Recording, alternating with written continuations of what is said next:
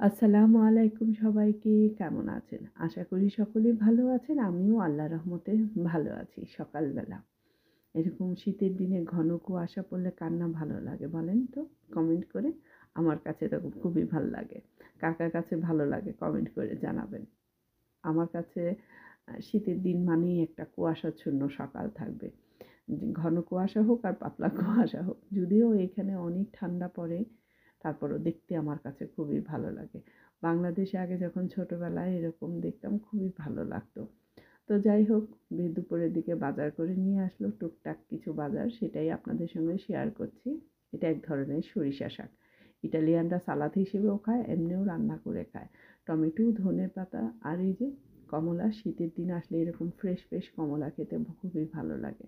আর আল্লাহ তাআলা কিন্তু সব দেশে সব ধরনের পরিবেশে, ওয়েদারে ওই ধরনের খাবারের ব্যবস্থা করে রেখেছে। আর এই যে এটা হচ্ছে কাকি ফল, ইটালিয়ান ভাষায় বলে, কিন্তু জাপানের মানে পার্সিমন যেটাকে বলে, জাপানের জাতীয় ফল, যেটা খেতে খুবই চমৎকার। এবং বর্তমানে আমি দেখছি বাংলাদেশে বেশ কিছু ব্লগাররা এটাকে খেয়ে খুব সুন্দর করে ওপিনিয়ন দিচ্ছে খেতে কেমন। যদিও একটু প্রাইসটা বেশি পড়ে, আমাদের এখানেও দামটা বেশ ভালোই। ২ ইউরো, মানে ৳২ করে কিলো পড়ে। ৳২ না, সরি ৳২.৫ বা ৳৩ এরকম। তো যাই হোক, দুপুরে রান্নাবান্না ট্যাংরা মাছ দিয়ে আলু দিয়ে ঝোল করেছি। আর হলো শুটকি রান্না করেছি। ডাল আমার বাসায় সারা বছরই থাকে, এটা দেখানোর মতো কিছু নেই।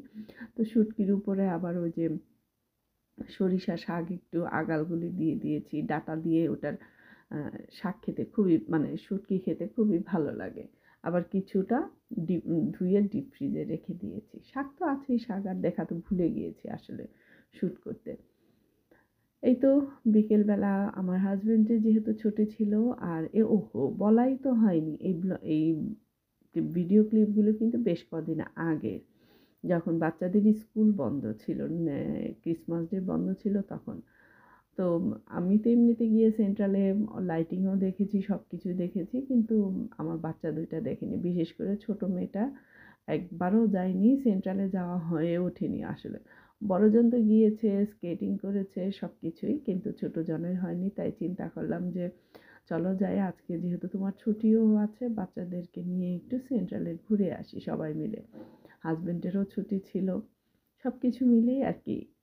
হ্যাঁ, না আমার দেখা যায় কি, হাসব্যান্ডের ছুটি থাকলে বাচ্চাদের ছুটি থাকে না। আর এখন দিনটা তো অনেক ছোট, শীতের দিন। দেখা যায় বাচ্চারা স্কুল থেকে এসে ওদের অনেক হোমওয়ার্ক থাকে। অনেক সময় দেখা যায় টায়ার্ড থাকে, বের হতে ইচ্ছে করে না।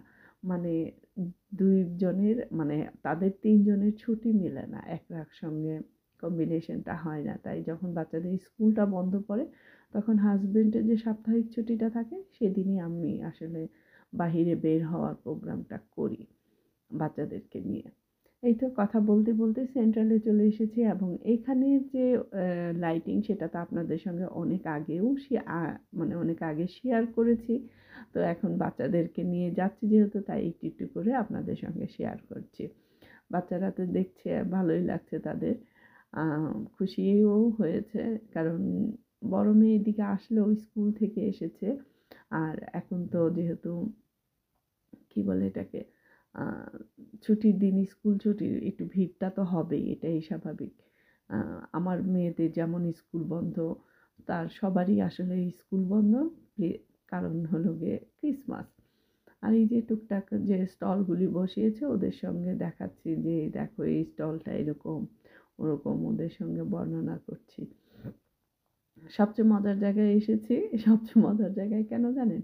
এখানে এর আগে আসা, মানে আমি সেন্টারে আসলেও এই স্কেটিং, বরফে যে স্কেটিং খেলছিল, আ এই জায়গাটায় আসা হয়নি। তো আজকে গিয়ে দেখলাম এখানে সামনে দিয়ে গিয়েছি, সাইড দিয়ে গিয়েছি। কখনো উপরে উঠে দাঁড় করিয়ে মানুষের এই স্কেটিং করাটা দেখিনি।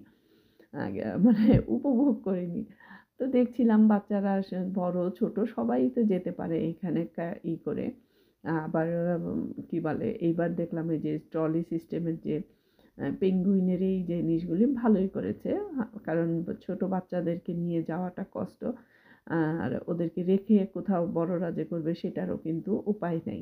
তাই দেখলাম এই সিস্টেমটা করেছে, ভালোই লেগেছে। এর মধ্যে কিছু আমাদের বাঙালি ভাইয়েরা তারাও গিয়েছে। এটাই যাওয়াটাই স্বাভাবিক, এত সুন্দর, কারণ অনেক সময় সবাই তো আর পাহাড়ে গিয়ে করতে পারে না। আর এই বরফটা যেহেতু আর্টিফিশিয়ালি করে, কম বেশি সবাই করে, কিন্তু সবচেয়ে মজার বিষয় হলো এখানে তারা তো, আমরা তো মানে বেশিরভাগই আনপ্রফেশনাল, শিখে না, তো ধাপুস ধুপুস করে পড়ছে। আমি হাসছি, আমি বলতেছি কি, আমার কথা হলো ওখানে গিয়ে যে কথাগুলি বলছিলাম, কিন্তু মিউজিকের জন্য আবার নতুন করে ভয়েস ওভারটা দিচ্ছি, যে টাকা দিয়ে কেউ যদি আচার খেতে চাও তাহলে এখানে চলে আসো, কারণ বড় ছোট সবাই ঠাপুস টুপুস করে পড়ছে। আর যারা পারে রেগুলার, মানে খুব সুন্দর করে পারে, তাদের তো কোনো কথাই নেই। বেশ কয়েকজনকে দেখলাম খুব সুন্দর করে, বিশেষ করে উঠতি বয়সের বাচ্চাগুলি খুব সুন্দর করে করছে। আর যারা রেগুলার করে বা জানে, শিখেছে, তারা তো পারবেই, এটাই স্বাভাবিক। তো যাই হোক, এখানে এক বাঙালি ভাই খুব, মাত্র বেচারা, এই যে উনি ভদ্রলোক কি বলবো, মাত্র ক্যামেরা নিয়ে দেখাচ্ছিল, ভিডিও ক্যামেরা অন করে দেশে হয়তো দেখাচ্ছিল যে দেখো আমি করছি, আর ওই মুহূর্তেই ধাপাস। তো যাই হোক, আমার বিদায় নিব আজকের ভিডিও থেকে। ভালো থাকবেন সবাই।